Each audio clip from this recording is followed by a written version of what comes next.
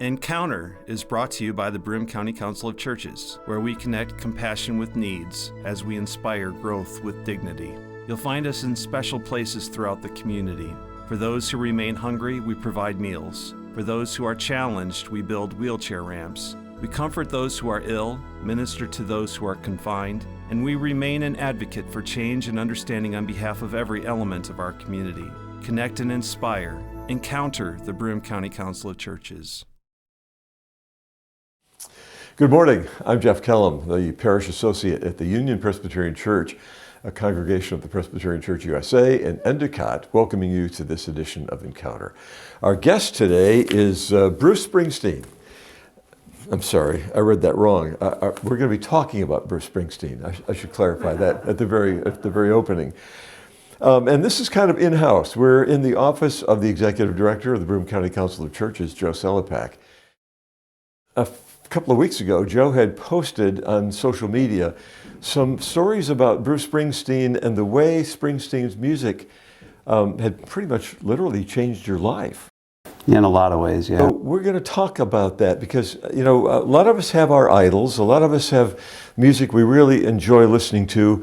And every once in a while you bump into somebody who has been so affected by the music, it becomes more than just a music idol that they enjoy. It's someone whose music speaks to their heart. And this is kind of the gospel according to Bruce Springsteen, the good news that invaded somebody's life. So let's talk about what prompted the social media posts. Why now? Why did you post those at this point? Well, there was a lot of talk and a lot of rumbling about the Springsteen commercial that came out during the Super Bowl for Jeep, and it was showed a lot of people. Like he was talking about the gathering of people across the country coming into a small chapel that never closes in Kansas, and it was a very poetic kind of invitation to the country to come together in Kansas and have a kind of like across the spectrum gathering there of like-minded people just to talk about what does it mean to be Americans in this time and place. Right. And there were some symbols that were inside of that. In that church, there was a flag, and then there was the cross, and they were kind of superimposed upon each other. And so, a lot of progressives had problems with the picture of that, the juxtaposition of all those things coming together in Kansas. And then there were a lot of people who were talking about, well, and rightly so. I mean, they were saying, well, is this just for white American Christians to gather together in this place because that's the symbol and how it plays itself out, and we are a more diverse country than this, and there was a lot of rumbling about that, and a friend of mine had posted on his wall that. His name is Bruce Epperly. He had posted a link to the commercial on his wall, and Bruce is a progressive. He actually is what they call a process theologian, right? Oh, okay. So that's John Cobb, and there's a bunch of people that he kind of relates to, but he was putting it out there as being something that we should celebrate, and then a lot of progressives were having a lot of problems with it, and so we went back and forth on it, and I basically said on his wall, I said, look, when January 6th happened and we had QAnon going across Washington, D.C. with signs of Jesus is my savior, Donald Trump is my president, and they had crosses and they had prayers and they had litanies that were involved in this march that ended up in destructive kinds of content. I said, look, that was a visual of what the cross and the flag is, and so people were seeing this as what the Christianity stands for. And then you have juxtaposed to that January 6th event, you have this commercial that Bruce Springsteen is inviting people to a conversation in the middle of Kansas. You know, you have two different understandings of what the cross and the flag stand for. And the question for us progressives is, well, what does it mean? Mm-hmm. How do you make the cross and the flag how do you redeem them? Yeah. And how do you make these symbols mean something for the country? If we're going to be involved in this, not only that, I mean, you know, and having thought about that back and forth conversation I had online, you know, when the BLM protesters were going through, they kept saying white people need to have this conversation. They need to know, what does it mean to be a white person living inside of this environment. They're calling us to a conversation, but then they put up a wall saying you can't be involved in this conversation because this is for black people. It's like don't toy with me. You know, I need to have a place where I'm going to have this conversation with other people about what it does mean to be American, what does it mean to be a Christian, and how can I be a faithful follower of Jesus within this political environment, which is very, very disruptive and very we create all these artificial boundaries anyway. And so how do we do this in a way that is helpful for the world and helpful for ourselves? Most churches have both an American flag and the so-called Christian flag. I don't know who made it the Christian flag, maybe Cokesbury. Yeah. I don't know. But they have the two flags there. And I remember being in a church back in Virginia where the pastor said, you know, because of what the Nazis did with their nationalism in churches during World War II, he said, I feel uncomfortable having an American flag be one of the symbols when all the other symbols are specific to the Christian tradition and Christian faith. So he worked very hard to remove the flag, or to at least not have it in the worship area. Right. So he would move it out, and then a couple of weeks later, one of the elders would move it back in.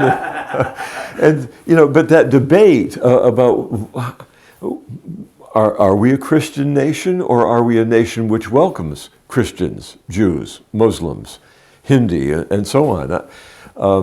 So anyway, so this ad during the Super Bowl created a lot of discussion.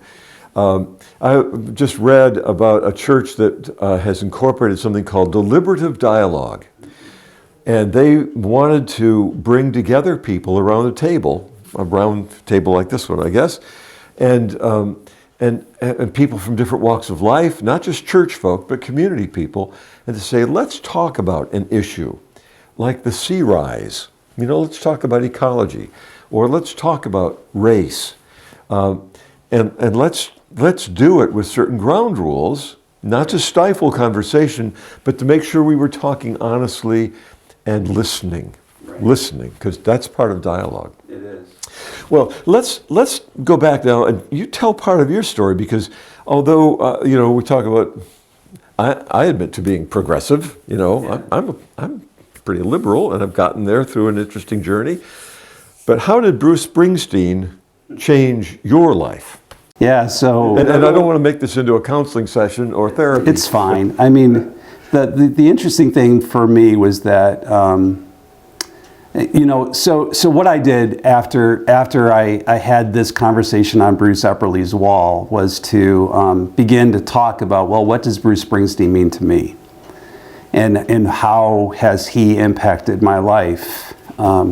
Many different ways. I mean, when I think about my own family, you see symbols of my family around this office. My son's first concert was to the Wrecking Ball concert, which was a Bruce Springsteen concert. He went there because I was a fan, and I played his music, and he knew his music, and he loves Bruce Springsteen. And he's basically told me, and this is a 24-year-old man now at the moment, that he's wrecked all other concerts for him, because, you know, between him and U2, which is another big band for me, another meaningful conversation we could have around U2. Right. They've kind of typified for him what concerts should be, and they put on a show, which is and so, you know, when I'm talking about Springsteen, though, from, you know, like as you said, the gospel according to Bruce Springsteen, I have to go back to when I was in high school. So we're going back 30 plus years when I was an 18-year-old, even younger kid who was growing up in a fundamentalist. I attended a fundamentalist high school. A Christian high school? Yeah, Christian high school, Baptist. I got spanked regularly. I was part of, I was suspended for using the S word. So in a basketball game, you know, when I missed it, when I was, you know, in the height of the moment, you know, it's things like that you know, that kind of environment that I grew up in, where, you know, PDA rules, you couldn't hold a hand of a girl, or you couldn't, you know, girls had to be on one side and boys had to be on the other. It was just, you know, there wasn't an awful lot of... Make for an interesting prom. Yeah, especially for, you know, we didn't have a prom. You know, we did have a very relegated banquet, but, you know, but no dancing, nothing like that. And so that's the kind of environment that I grew up in. I grew up being told that rock and roll music was of the devil, and that, you know, if we wanted to be faithful followers of Jesus, we couldn't even listen. We couldn't listen to any of the rock and roll music, but they obviously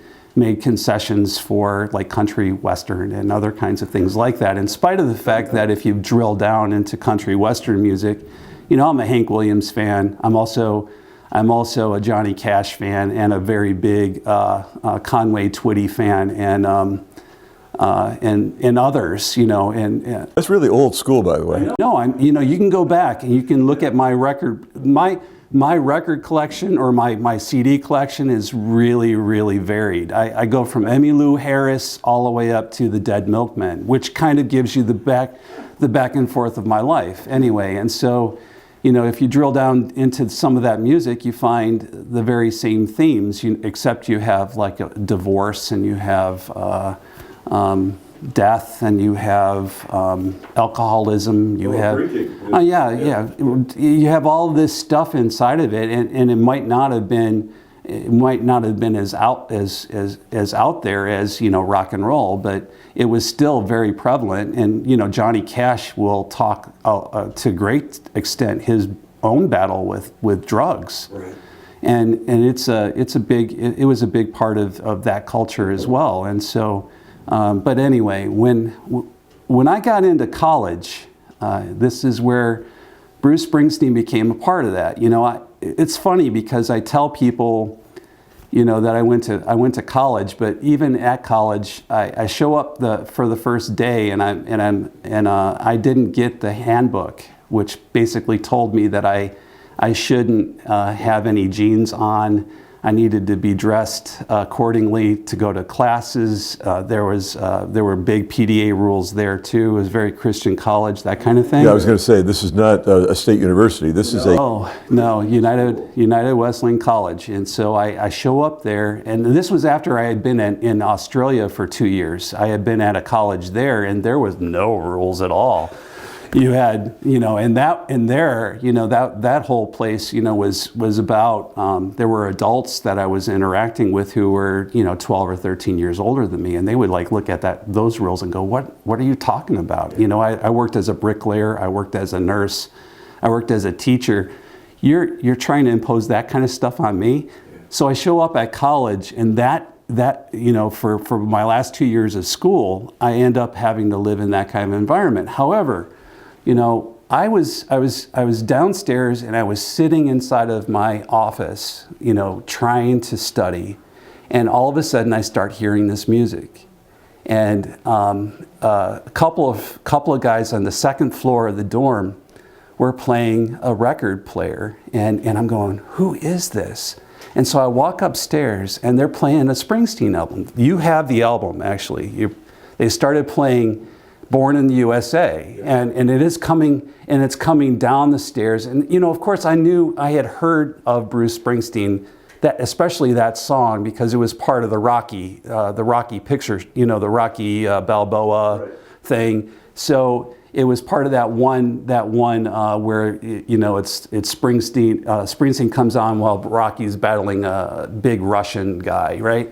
And it's Born in the USA, and that came out when I was in Australia, which was really kind of a weird thing to hear a bunch of Australians singing along with a Bruce Springsteen song inside of a theater as that song is coming on. Anyway, so but they're all singing Born in the USA, and I hear this song and I'm going, man, I love that song. I gotta know who this is. And so I walk upstairs, and these guys from New Jersey were playing Bruce Springsteen albums. Hometown boy. Hometown boy, free home, right down the line. And so I start talking to him. I said, like, tell me about his music. And so they go through Nebraska, they go through Badlands, I go through all these songs, and Darkness at the Edge of Town. I'm singing, I'm listening to The River. I'm listening, it's like one song after another, and every one of them were talking about my experience. Wow. And I'm going, this guy's telling my story for me. Now, to clarify, he grew up in a Catholic, Irish Catholic neighborhood. Yep. He said in his concert, the Broadway concert that's on Netflix, which I encourage you to watch if you have Netflix, it's terrific. He talked about, the church is over here, the Catholic cemetery is over there, the nunnery is over there, and he said, I grew up surrounded by God. Yeah.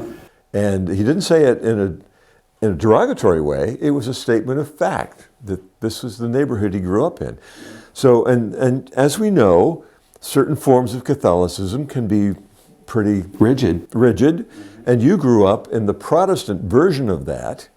So you and Springsteen have this kind of parallel story. If you were to talk to some of the people who I grew up with, they would be very anti-Catholic. However, when you looked at the kind of outcomes of their faith and you matched it against Bruce Springsteen, you would find, that it was very much the same thing. The rigidness, the unacceptableness of difference. You had to toe this line. If you didn't toe this line, then you weren't faithful. Yeah. And we, and so when I think about that, as far as my own journey is concerned, I had to combat that, and there were all kinds of, in order for me to be where I'm at right now, there had to have been, somebody had to hit me over the head with a 2x4, and it was Bruce Springsteen. He said, my journey is your journey. He's 17 years older than me. So, right now he's a 70-year-old man. And so, when I was 18, he was 35. And so he's basically saying, here's my journey, here's how I got to where I am. And, if you're lucky, you can follow me. And that to me was a liberating word, because it kind of broke apart some of the assumptions that I was living under. Well, now, and tell me if it's not too personal. Now, how does your family respond to this when you are breaking from the fold, following?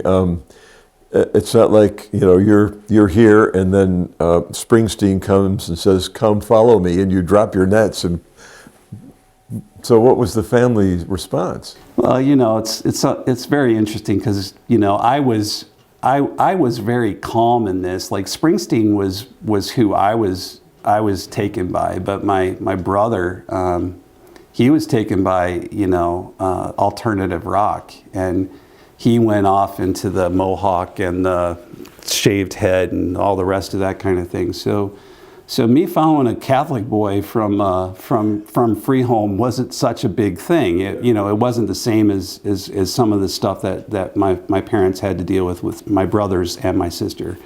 So Springsteen was kind of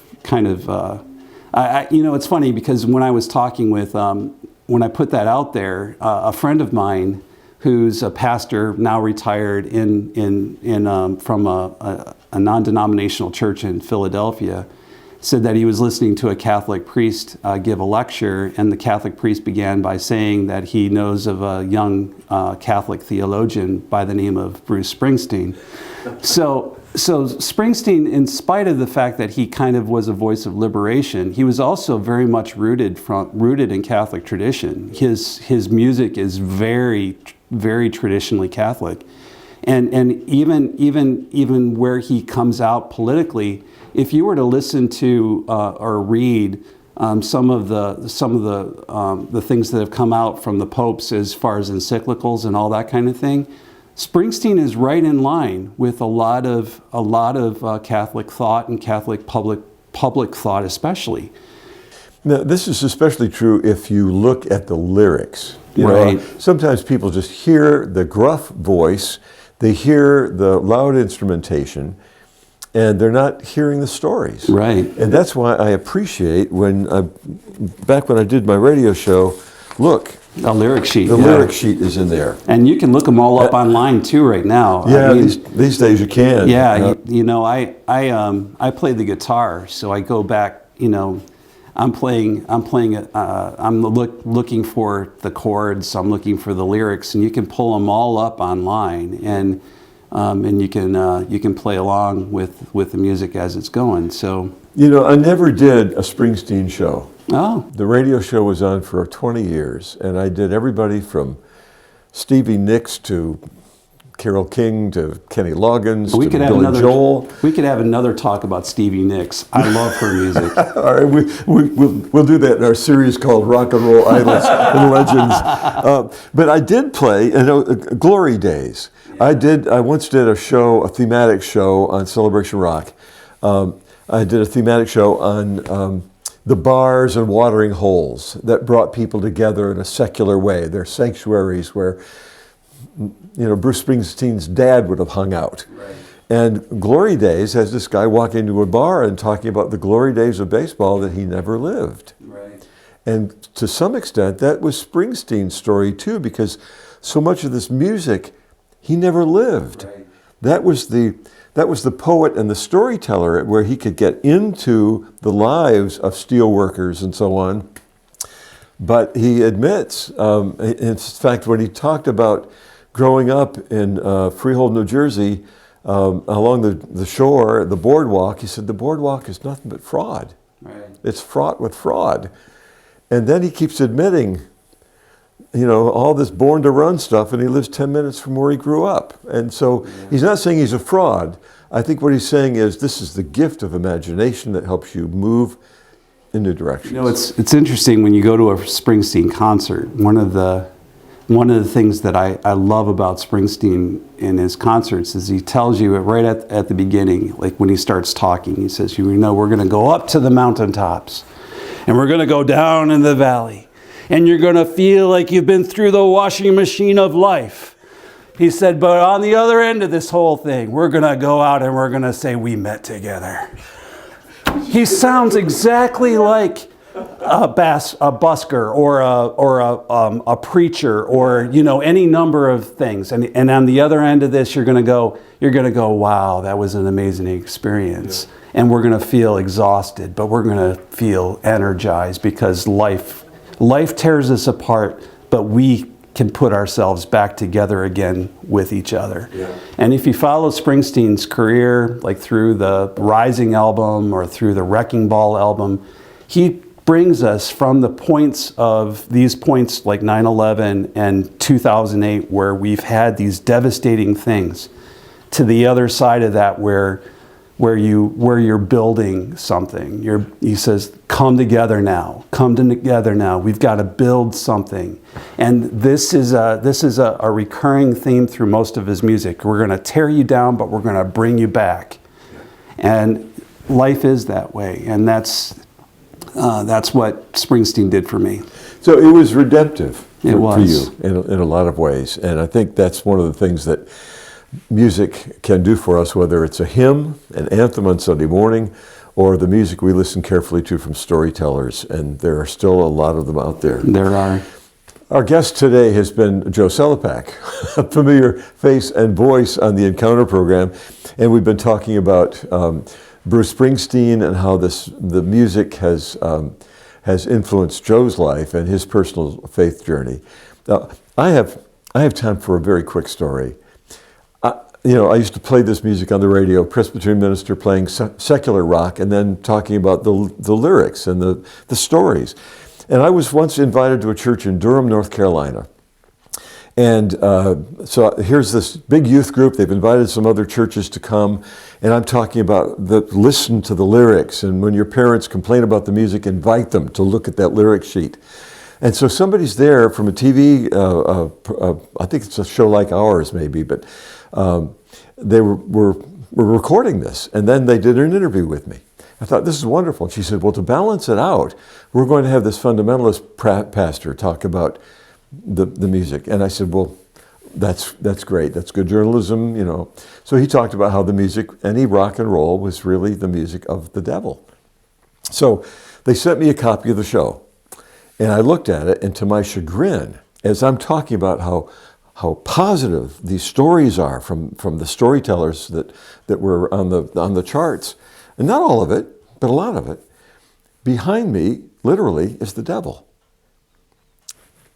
Literally painted on the wall is the devil. Oh, no. Well, it's Durham, North Carolina, the Duke Blue Devils. And these kids have decorated their room. And so it just subliminally undermined everything I was trying to do, because here's Satan overlooking my shoulder. Well, I just want to encourage everybody to remember their own personal stories, and the fact that, our story of faith is a complex one, and it's one that we all see through a very narrow lens, which is ourselves, and that on occasions someone comes along like Bruce Springsteen, which helps break that barrier down and see a world through a different pair of eyes. And he helped me. And I'm sure that there are other artists that have helped you do the same thing in your life. I'm Jeff Kellam, the Parish Associate at the Union Presbyterian Church in Endicott, hoping that in the coming week you will be gentle with people and with yourself.